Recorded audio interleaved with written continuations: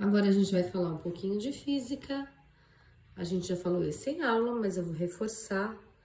Trabalho e força. Eu comparei que todo trabalho necessita de uma energia. Assim como a gente faz biologicamente, a gente necessita dos alimentos. O trabalho que você faz com esforço, e a gente quer falar em esforço em relação à física, esse esforço também depende de uma energia. Só que aqui a gente tem a energia do movimento, tá? Claro que você vai utilizar seus músculos e suas células para isso, mas a energia física, ela vai ser calculada de uma outra forma. E essa forma é descrita como trabalho, tá? Então, o trabalho, ele vai depender de uma força.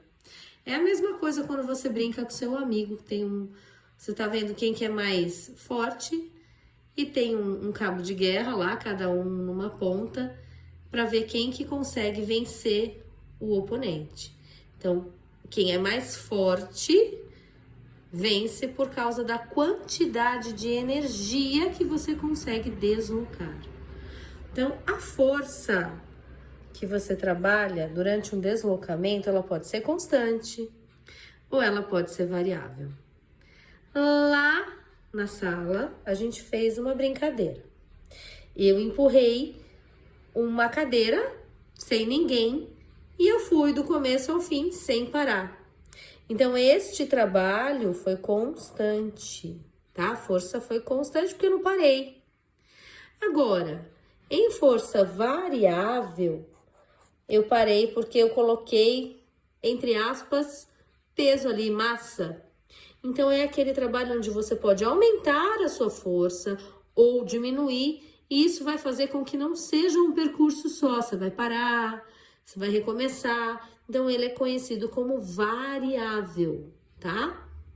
Aqui eu aproveitei a Tinkerbell, ai que bonitinha, e ela tá empurrando umas pedras. Só que ela conseguiu empurrar as pedras do começo ao fim. Então, vamos fazer de conta que esse trabalho dela foi constante. Quando eu tenho um trabalho de força constante, ela não parou, ela não fraquejou, a gente vai usar esta formulinha aqui, tá? Aonde essa letra estranha, que é um C grande cortado, ele representa trabalho, tá? Então, vocês podem ver que entre ela e as pedras eu tenho um ângulo que é formado. Ele pode ser de qualquer valor. Ele pode ser até mesmo zero, tá? A apostila vai trazer diversos exemplos de quanto pode ser esse ângulo aqui e tem figura. E ela vai ter uma distância, onde ela vai empurrar essa pedra e a gente tem que levar em consideração, porque quanto maior a distância, mais tempo de trabalho ela vai ter, certo? Então, bora lá. Então, quando a gente faz uma força constante, a gente vai utilizar a fórmula porque a gente tem um ângulo em consideração. Então, essa letra sempre será o trabalho, a gente vai precisar de uma medida que vai se chamar joule, assim como você vai se massar e você sai em quilos, ok? A força sempre representada por Newton, esse cara legal aqui que deixou um legado pra gente, né, com 3 leis. A distância em metros e o cosseno de um ângulo que você formou entre o objeto. Também pode ser variável dependendo da sua altura, dependendo de quanto você colocou de força, tá? O cosseno vocês ainda não aprenderam em matemática, apenas no livro 5. Eu vou colocar direto o valor, tá? Então, você não precisa aprender agora uma coisa que você ainda não sabe. Então, a Pro vai dar uma tabela com valor para você colocar aqui e substituir, ok? Vamos supor que a força da Tinkerbell foi de 100 newtons, ela tinha uma distância de 2 metros para empurrar as pedras e ela fez um ângulo de 30 graus.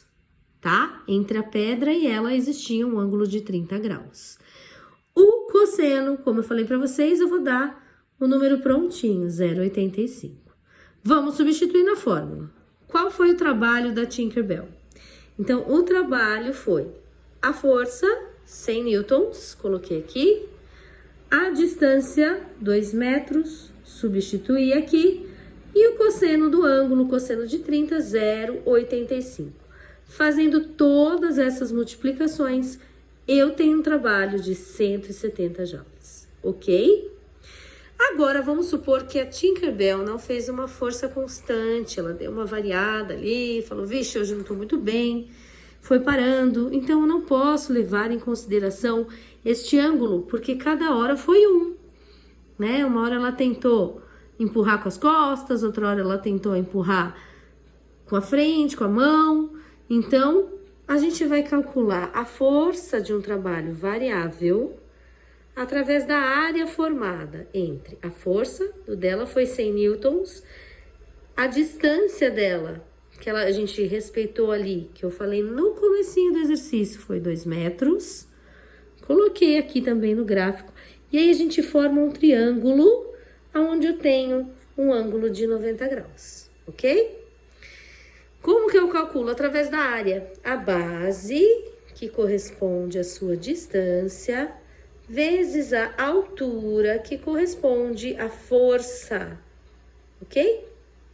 Colocando tudo aqui, a gente calcula 2 vezes 100 dividido por 2, a força que ela teve do trabalho foi diferente. Então, o trabalho da Tinkerbell em uma força variável mudou, tá? Então, aqui, quando era uma força constante, a gente viu que deu um valor.